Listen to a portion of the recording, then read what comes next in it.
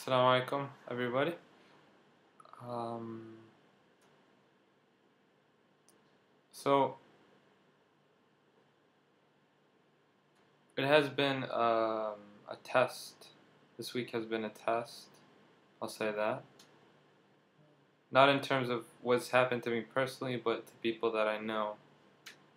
So I know this is kind of maybe putting my emotions out there or a little more about my personal life on the World Wide Web, and I realize that it may not be a smart move, but I do it for a few reasons.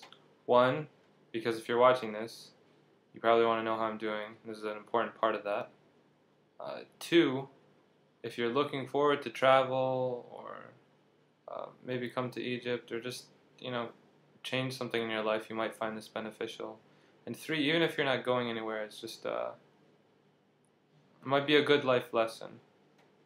So, and I have some notes here because my thoughts are kind of scattered. Um, One of the two greatest sheikhs. I mean, you can argue, one way or the other. Sheikh Adib al-Kallas, rahimahullah, passed away this week, within the past week, and he was actually. I mean, this guy is he's he's an ocean of knowledge, and his specialty was in logic too. I mean, just a very, very smart man. He was part paralyzed. And the night before I left Damascus, I actually went to his house and I sat at his feet and I listened to him talk and advise us. And he made dua for me, and it was a beautiful experience. It was like I was in khushu', just sitting in front of him. I mean, this man is, I don't remember how old he is. He's close to 90 years old. And he was one of the most humble men I've met in my life, even though he knows so much. He was like, don't sit on the floor, just get up. I mean, he can't move. He can't move to even, sit on the floor with us, but he wanted to do that. He offered us some sweets and tea, and then I left because my sheikh took me to see him. He passed away, rahimahullah. Another one of the great scholars of Damascus who passed away within the past couple years. And I found out yesterday that someone who I knew when I was a child was shot and killed in Detroit, Michigan. And today we had a meeting. My program, there's another program who also came here to study Arabic, American students. And no, this is going to be a little bit of a longer post. Basically, there's this student who, I mean, I'm in my dorm, and if I peek out of my door, I can see his door because it's just a few doors down. And he was getting on the tram here in Alexandria, and basically there was an accident, and the doctors decided that for him to survive, because of all the blood loss, they had to amputate both of his legs right above the knee. And luckily some of his Egyptian friends donated blood. I mean, within the past few days. This happened on Tuesday night / Wednesday morning, and we knew he had been in the hospital, but nobody really knew the details. But it's like, I consider him, even though we don't really know each other. I don't know him from the U.S. I don't have classes with him. He's in a totally different program. But, I consider him a friend. At least an acquaintance, if you will. Depends on how you use that term, friend. And, used to eat dinner with him. Went with him in the taxi to class just a few days ago, too. So, subhanAllah, that's life. And he's in stable condition, alhamdulillah. And I asked everybody who's listening to this, please pray for him. Please pray for him. That, he gets better. And hopefully within a week he can head back to the U.S. He's had a lot of blood loss, but like I said, he's stable. He's in the ICU right now. It was just, it was a big shock. I mean, I think a big shock to everybody, because you don't expect these things to happen.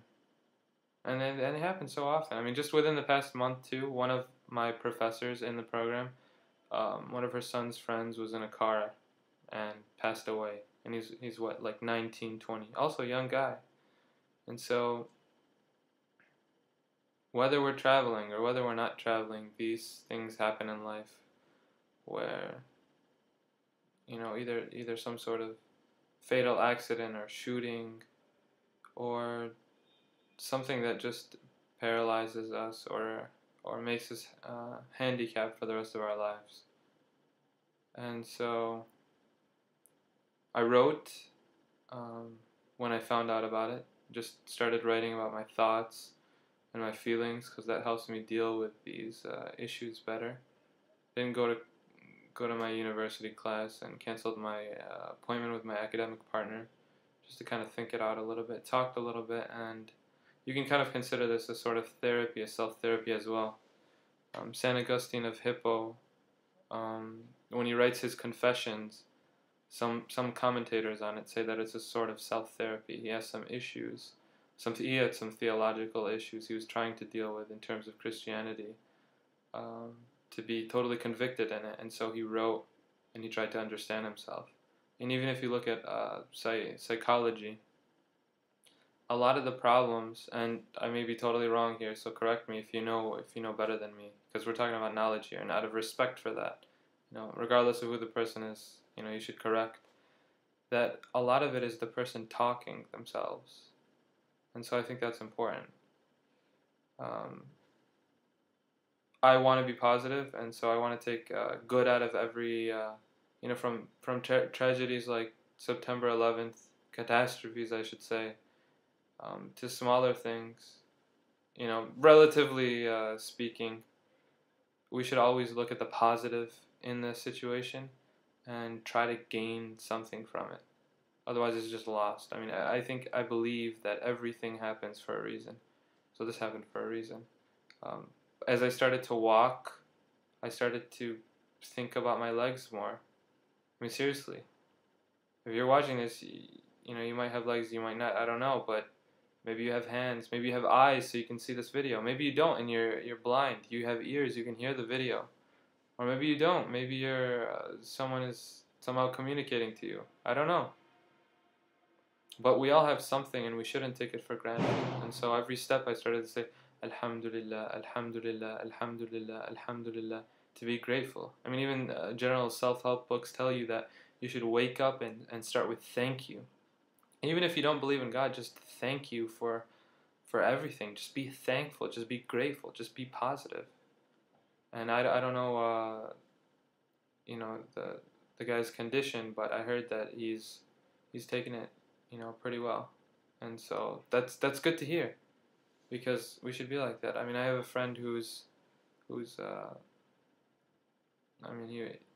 his first child was stillborn, and I went to his house and to tell him, I'm sorry about what happened. He had a big smile on his face, and he was like, we were just reading a hadith while walking, a couple days before, about the people whose child dies when they're, out of some accident or something, when they're young, and that on the Day of Judgment, I don't remember the exact specifics of it, but I think it's like during the heat of the Day of Judgment, these children come and offer their parents water and make it easier for them. And so, and I was like, wow. And he's like, my wife is taking it much better than me. Subhanallah. And so, I'm a lot better. We have to continue our lives and move on, but we shouldn't take things for granted, and we should just constantly remember death. Never forgetting it, because if we forget it, then we start living for something else, and not for the hereafter. And I'm saying that, as a general advice for me, that's what I try to do. There's something beyond that. I don't know when I'm going to die. I may die tomorrow. I mean, I was crossing the street, and every time I crossed the street, I was just thinking I was like, wow, that car's pretty close. The car's pretty close. We have to be careful. But, yeah, just scattered thoughts. We're trying to support each other here, and I appreciate any prayers that y'all can do for everyone here, and especially for the guy who's in the hospital. So that's all for now. Assalamu alaikum.